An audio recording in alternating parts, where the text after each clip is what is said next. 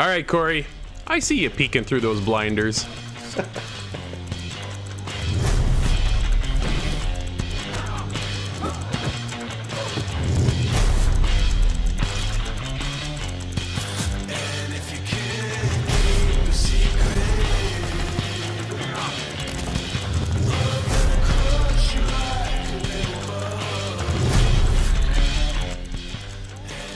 Corey, you and I head back to 1919 as we check out Peaky Blinders Mastermind, this isometric puzzle game, I would call it. It's actually based off the TV show Peaky Blinders.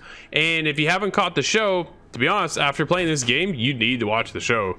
This game is set before the actual TV show, and dude, I was instantly hooked. And once again, right up our alley, Corey. What are you thinking of Peaky Blinders Mastermind? Well, again, as always, art style, and I know that's what drew you to get this one for us. And it doesn't disappoint. I mean, we have this top down, so we're not zoomed right in, but by no means are we really far out. It is actually like the perfect camera angle for the way this game plays out, I think.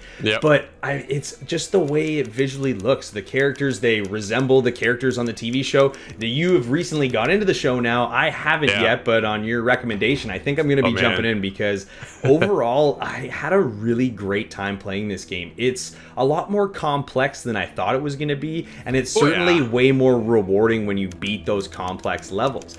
And when I mean complex, we kind of play this all out on a timeline, and we have characters we control, but everybody runs on the same timeline. So kind of what ends up happening is you run these characters, through a path to, complete certain objectives that are up in the top left corner of the screen. But what you end up doing is when you'll run that one person so far, you'll realize, okay, something's happening. Someone in the back that I haven't moved yet is being seen or something like that. So you always end up rewinding and then running someone on their own track at the same time that other first track person's running. So again, it sounds confusing, but once you get into this, it starts to stack. And like I said, it just seems so kind of rewarding when you beat one of these levels.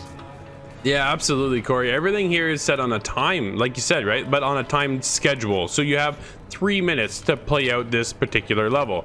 So you have to get Tommy from point A to point B, but then to follow that up, so does Arthur, John, and whoever else you kind of have in your crew at that time to play out the story. Now, the story is based off of you guys being set up, and I'm just going to kind of let it unfold from there. No point in spoiling something so good like this. No way. But when you get into this, like there's 10 levels overall, and each level is only like around 3 minutes until you get up to the end where they've actually extended that. But that 3 minutes takes you like 20 minutes, half an hour, like to play out everything, right? Because what I was doing is I would play one character, play out that scenario as far as I could take that particular character, rewind everything right back to the beginning, and then play the next character. So while I'm playing out the one character, the character I played before, say Tommy, then goes about doing what I just basically played for him. So when it all kind of lines up and fits, you know what, dude, is so, like you said, it's so rewarding, right? The game is, honestly, this game is so cool, and I'm glad we looked into this one because, dude, it's one of my top 10 this year. It is on the high pedestal. This is one of my favorite games so far of the year. This was so addicting to get through. The first night, I probably put my way, I was about halfway through the game when we got this code. So, to sit down, and I'm a big puzzle guy too. I like the puzzle games, and this is right up my alley. And the art style, and the point of view that we're at, and the characters too. But like I said, I had no idea about Peaky Blinders until the game dropped, and that drew me to the show. And then the combination of doing the two back and forth was, they just go so hand in hand, and they paid so much attention to the characters.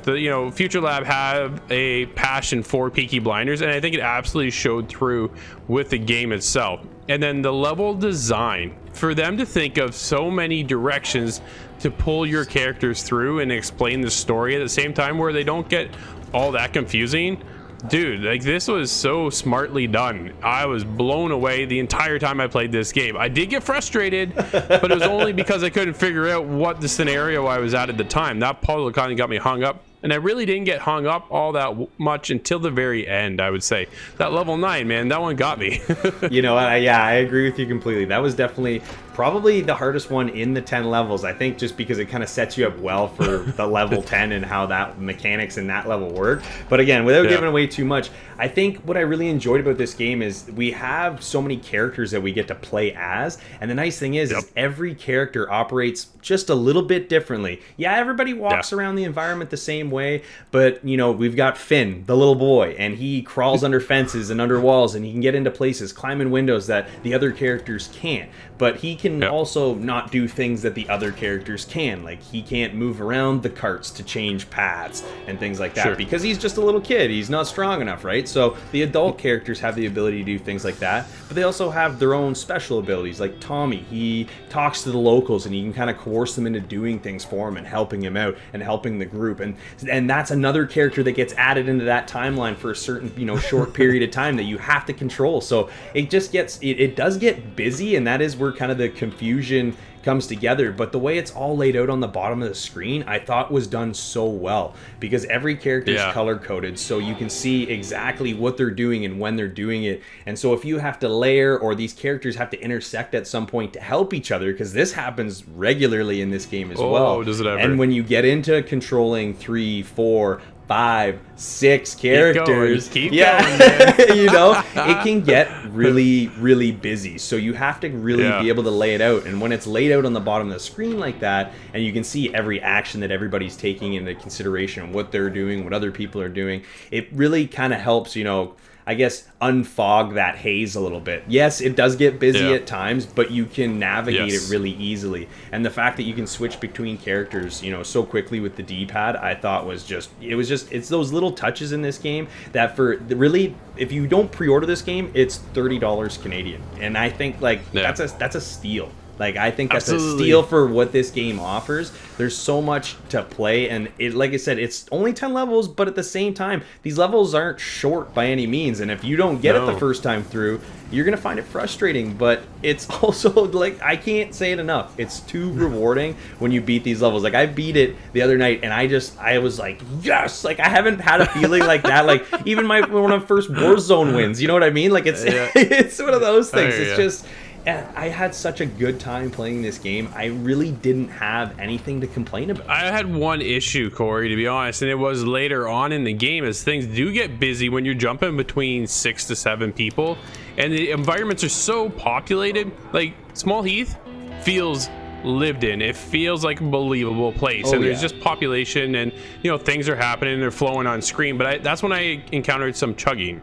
And that was about my only issue with the game. Everything else worked just fine. Everything was perfect. And I loved how everything moved. And it was so smooth until the end, where I kind of had a little bit of a lag here or there. But that was the only thing I have to complain about. Dude, the writing was on point.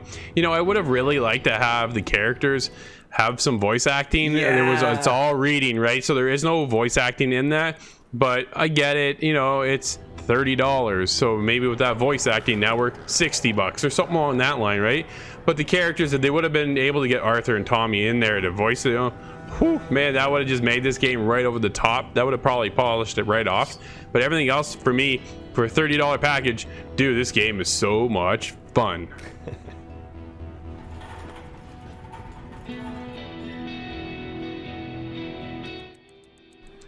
Corey, I think we've been sneaking around Small Heath long enough. What do you score in Peaky Blinders Mastermind? Well, you know what? This one kind of blindsided me. Like I said, I wasn't a fan of the show because I hadn't really watched it. I've heard some good things, but never got into it. So getting into a game that's based on a show, even though it happens before the show, I didn't know what to expect. But you know what? I was blown away. This one was so much fun. I love the graphics. The audio take was really good. I thought the music and the environmental sounds and sound effects were done really, really well. And overall, like I said, I didn't really have anything to complain about. You know, it was a little chuggy at the end, but this game was too much fun to, you know, I just looked past that. So for me, I'm gonna give this one an 8.5. I'm definitely a little bit higher than you. I fell head over heels for this one, man. This game was so cool. It touched on everything from the show. It was so rewarding to finish an actual level, and the level design itself just kind of blew me away. I'm there with a 9.5. Nice.